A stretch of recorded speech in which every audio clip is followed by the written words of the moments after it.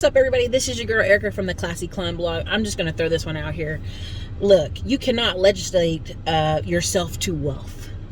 You can't, right? This is a capitalist society, and starting that off is Austin, Texas AISD, which is Austin Independent School District, just banned PTAs and committee groups, which are basically schools, parents from certain neighborhoods, from paying for the salaries of teachers.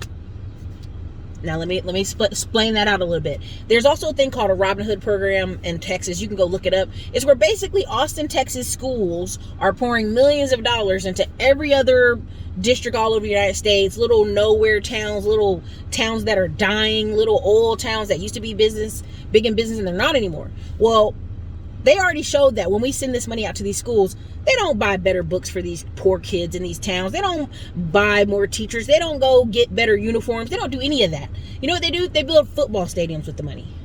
They get bigger and better football teams. So you'll have this town with terrible reading, terrible math, and a fantastic football program with a fantastic stadium, which forces these schools to go out there to play in those stadiums.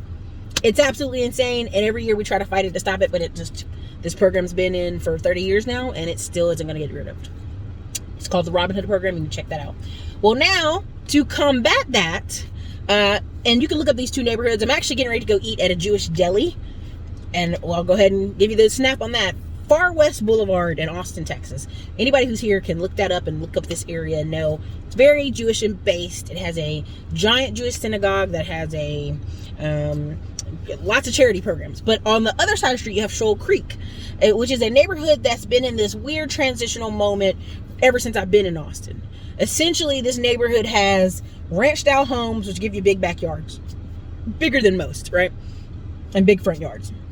And so it's prime real estate. So you have people from California, wholesalers for years now, have just been picking up what they can. And the homes there are now $500,000 to $1 million. For that same amount of money, I can go out to Georgetown and build a daggone mansion, okay? But it's a strategic locational point. You're quick to go downtown, you're quick to go back north, either way. And I know that's who they're targeting in this conversation, because they're building a brand new school called Rosen Independent School in this neighborhood that usually used to be all older people, but now all of a sudden has a lot of young people. Austin is banning people from paying for teachers. Now, what does that mean? That means, in, let's say, just a hypothetical, Far West Boulevard or Shoal Creek area, they want a coding teacher, they want a tech teacher, they want a teacher teaching all the latest jobs, they want an HR teacher, they want all of these teachers that are unique and skilled, and they want new laptops. They keep putting money into the school. They put millions of dollars in school. They're paying $50,000, $60,000 salaries for these specialized teachers. Okay, so the school on the east side, can they do that? They used to be able to do that. But how likely is it that a group of parents on the east side or a poor school district would be able to do that? Not likely. So all of a sudden you have these particular schools that are powerhouses. Absolute powerhouses, stacked from the front to the back, with the best teachers in the county, with the best teachers in the state, with unique curriculum, right? Spanish teachers, tech teachers, whatever, teaching coding, teaching whatever they want to teach, because the parents are fitting the bill. So they've got, and I have friends who were teaching here in Austin, and they would go, hey, I taught at this school. It had every camera, every laptop, everything you could ever think of. The technology was through the roof. I go to this school across the street, and it's like 1970s. Old desk, old lunch cafeteria, old everything in the same city. So I just did this because I've been talking to you guys about master plan communities. I've been telling you how you cannot legislate these people, 1, to like you, 2, to accept your children, or 3, to have a place for you at the table. They just decided to ban this. Now, this has been going on forever. And all of a sudden people are like, why is this being banned? I've never even heard of this. That's right. You've never heard of it, but it's been going on for a long time.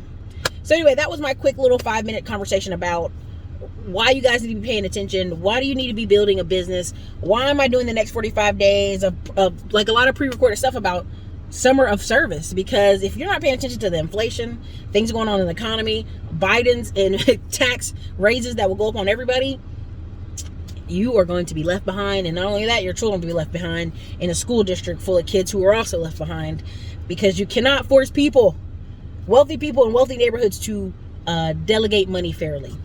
That's nowhere. You can't force that anywhere, right? You say, well, Erica, look at communism in Cuba and Europe and Switzerland and all these places. Again, even when it's played out there, you have a sea full of poor people, or you have a sea of people living below their means, living very low level lives. It doesn't work. So, because the natural order of things is self-preservation and making sure your child is stronger in the future. Why do people grow businesses? And Dame Dash talked about this. Because the child after you may not be strong. The grandchildren after you may not be as strong as you. And guess what? You're having a place for them to work, grow, and not be in the streets begging for work. Anyways, you guys, this is your girl Erica, Classic Clown Blog. Leave me your thoughts below. Later.